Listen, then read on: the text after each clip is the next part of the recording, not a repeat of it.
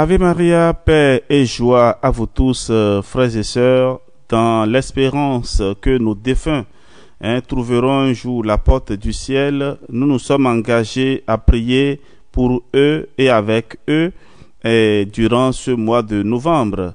Et nous sommes aujourd'hui à la 11e étape de ce mois béni où nous parlerons de la sainteté des âmes du purgatoire. Et ces méditations nous aideront donc à comprendre comment vivent les âmes au purgatoire et comment nous pouvons les aider. Frères et sœurs bien-aimés, nous allons commencer et nous demandons déjà à l'Esprit Saint de vous combler et surtout que le sang précieux de Jésus lave et délivre nos frères et sœurs au purgatoire.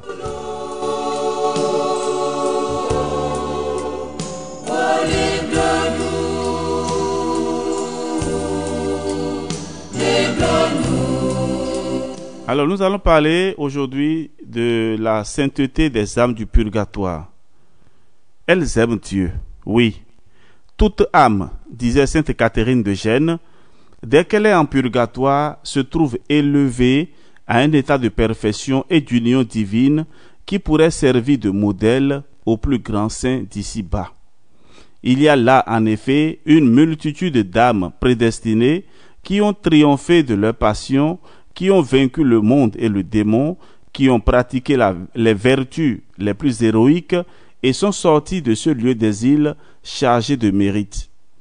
Elles brilleraient comme des étoiles au firmament si la robe de leur innocence n'avait été ternie par quelques grains de la poussière de la terre. Oui, ce sont des âmes belles, saintes, mortes à toute imperfection.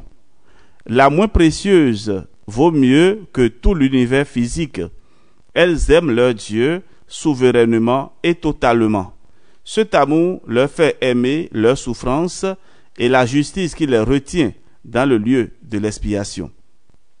Leur ouvrirait-on les portes du ciel qu'elles préféreraient rester dans les flammes purificatrices plutôt que de rentrer dans la gloire avec de légères imperfections?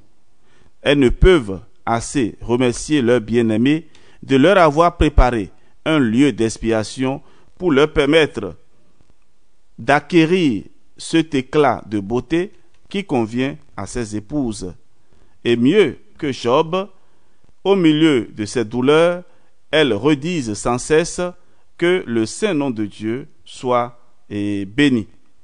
Soyez donc compatissants pour ces saintes âmes, puisqu'elles ont plus que jamais besoin de notre assistance.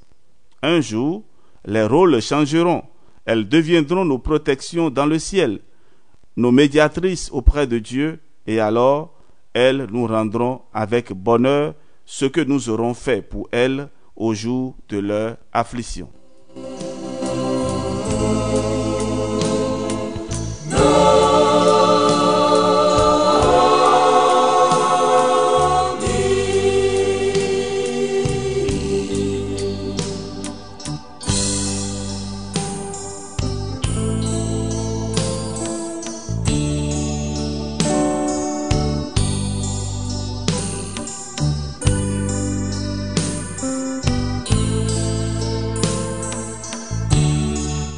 Oui, deuxième partie de notre méditation, les âmes au purgatoire sont aimées de Dieu, c'est-à-dire que Dieu les aime. Oui, si Dieu, dit un auteur, si Dieu nous aime, nous, pauvres pécheurs, si imparfaits, si dépourvus de vertu et de mérite, combien plus il aime ces saintes âmes du purgatoire, elles qui sont à lui pour toujours et en qui il voit resplendir la beauté de ses élus. Elles lui sont infiniment plus chères. Ce sont ses épouses, ses enfants chéris, les héritières de sa gloire, appelés à le bénir éternellement dans le ciel. Toutes sont des pierres vivantes destinées à l'édifice de la divine Jérusalem et que le ciseau du divin sculpteur achève de tailler et de polir avant de les faire entrer dans la place qui leur a destinée de toute éternité. Il les aime tendrement, il les contemple avec amour, il désire vivement s'unir à elles. Son cœur paternel souffre de leur triste exil, mais sa justice, qui a ses droits aussi bien que sa bonté les retient dans la prison jusqu'à ce qu'elles aient payé toutes leurs dettes. Aussi, quelle joie pour ce Père bon et tendre, si un ami, un médiateur, s'interposant entre le châtiment et la faute, vient désarmer sa rigueur et la réconcilier avec l'enfant de son amour. Que de raisons d'aimer ces âmes bénies et d'exercer largement la miséricorde envers elles. Elles sont si dignes de notre affection. Quand nous faisons l'aumône à un pauvre, nous ne savons pas s'il le mérite, s'il n'en sera pas plus coupable, plus ingrat. Mais ici, nous travaillons à coup sûr. La terre où nous semons est invariablement fidèle. Pour chaque grain qu'on y jette, le ciel récolte un fruit et nous une bénédiction. Voilà donc, avant l'exemple, je voudrais m'arrêter là pour expliquer un peu. Alors, frères et sœurs, nous, sur la terre, pauvres pécheurs que nous sommes, Dieu nous aime. Voilà donc le premier aspect. Deuxième aspect, les âmes au purgatoire sont considérés comme un enfant qui doit recevoir de châtiment, et nous sommes au milieu, c'est-à-dire entre l'enfant qui doit recevoir les châtiments et le coupable. Nous, les humains sur la terre, nous sommes au milieu. Et donc, nous sommes des médiateurs. Par nos prières, nos pénitences. Alors, frères et sœurs, il serait bien que nous nous engageons résolument pour le salut des âmes. Cela veut dire que, en nous interposant entre Dieu et les âmes, et en intercédant avec nos prières, nos pénitences, nous pouvons sauver les âmes au purgatoire. Troisième point qui est très intéressant, c'est que l'auteur nous dit, la terre où nous semons est invariablement fidèle. Pour chaque grain qu'on y jette, le ciel récolte un fruit et nous une bénédiction. C'est-à-dire quoi? Toutes les prières que nous ferons pour les âmes au purgatoire, nous recevrons en retour une bénédiction, une récompense. C'est-à-dire que lorsque ces âmes iront au paradis, nous qui sommes sur la terre, nous aurons des intercesseurs, des médiateurs auprès de Dieu pour notre cause. Vous voyez donc, c'est bénéfique. Je m'arrête là. Nous allons prendre une pause et nous allons entamer avec l'exemple que l'auteur nous propose.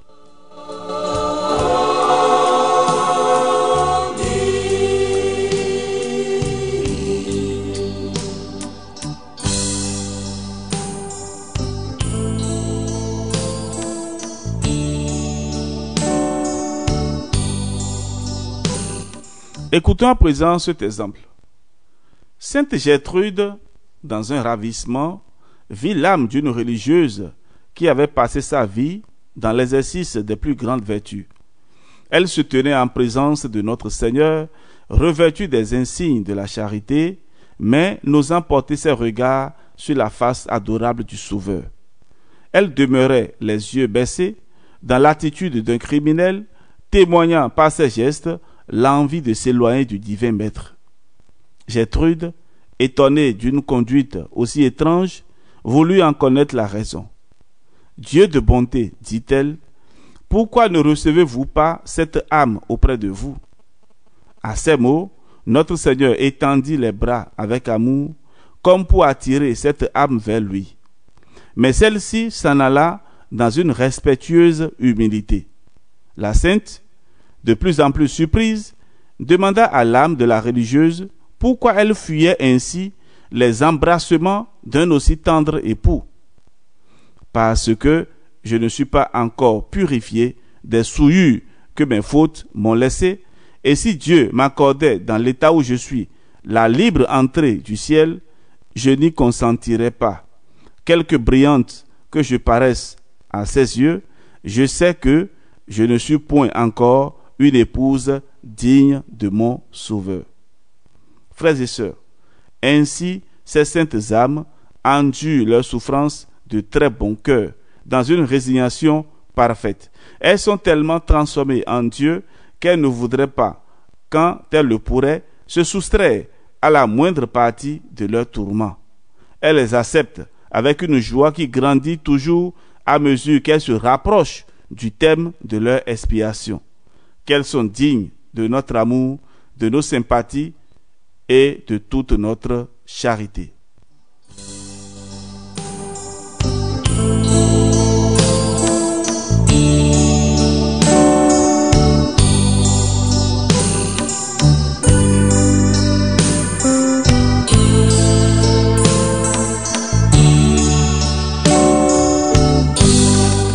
Et voilà, nous allons à présent prier et demander encore la miséricorde de Dieu pour ces saintes âmes du purgatoire. Ô Dieu, qui pardonnait aux pécheurs et qui voulait le salut de tous les hommes, jetez un regard de bonté sur les âmes du purgatoire. Elles sont vos épouses, vos enfants de prédilection. Elles vous ont aimé tendrement et servi courageusement. Montrez-leur votre divine face. Ô Jésus, soyez leur propice.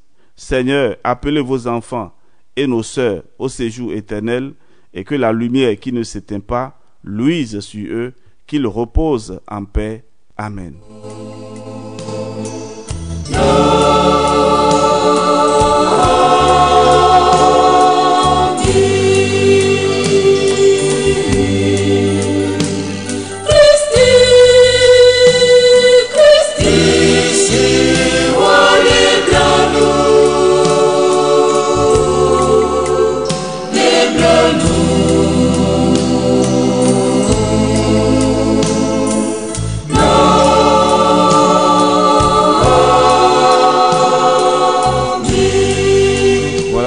Merci à la chorale Saint-Charles-Louanga de l'archidiocèse de Cotonou qui nous chante donc Christi Waleblanou, c'est-à-dire Seigneur, prends pitié.